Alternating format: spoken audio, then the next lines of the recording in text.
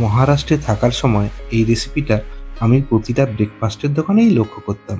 হ্যাঁ, চিড়ের পোলাও বা অনেকে এটা পোহা বলে থাকে। চলুন আজকে বানিয়ে দেখাই চিড়ের পোলাও। বাই দ্য ওয়ে, আপনারা দেখছেন টেস্টি মশলা। টেস্টি মশলা চ্যানেলে আপনাদের আমি স্বাগত জানাই। চিড়ের পোলাও বানানোর জন্য আমি এখানে চিড়ে নিয়েছি। চিড়েটা ভালোভাবে ধুয়ে জল ছেঁকে পোলাওয়ের জন্য রেডি করে নেব।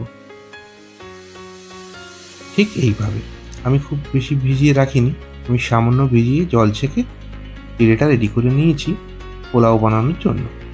এরপর আমি একটা কড়াই নিয়ে নিয়েছি। কড়াইতে দিয়ে দেব পরিমাণ মতো সাদা তেল। এরপর এতে দিয়ে দেব বাদাম। বাদামগুলো আমি ভালোভাবে ভেজে একটা পাত্রে তুলে নেব। ঠিক এইভাবে দেখুন, বাদামগুলো ভালোভাবে ভাজা হয়ে গেছে। আমি এখন একটা পাত্রে তুলে নিচ্ছি। এরপর একই কড়াইতে দিয়ে দেব পরিমাণ মতো কালো সর্ষে, আর দিয়ে দেব কেটে রাখা পেঁয়াজ। পেঁয়াজটা আমি ভালোভাবে ভেজে নেব।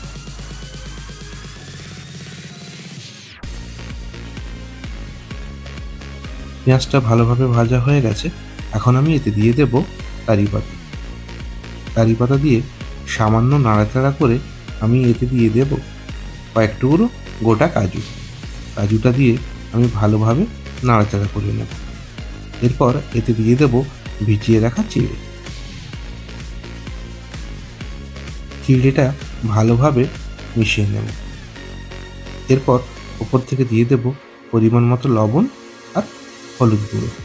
এরপর এটা ভালোভাবে নাড়াচাড়া করে নেব। এক্ষেত্রে গ্যাসের ফ্লেমটা লো টু মিডিয়ামে রাখব।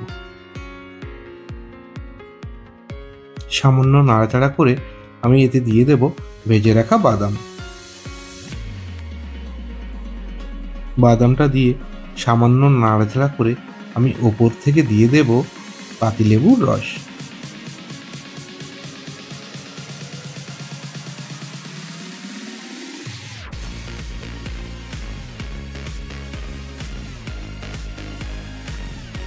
এরপর সামান্য নাড়াচাড়া করেই গ্যাসের ফ্লেমটা অফ করে দেব। এইভাবেই বানিয়ে ফেলুন চিড়ের পোলাও। যদি রেসিপিটা আপনাদের ভালো লেগে থাকে আমার চ্যানেলটা সাবস্ক্রাইব করতে ভুলবেন না, আর পারলে একটা লাইক এবং শেয়ার করে দেবেন।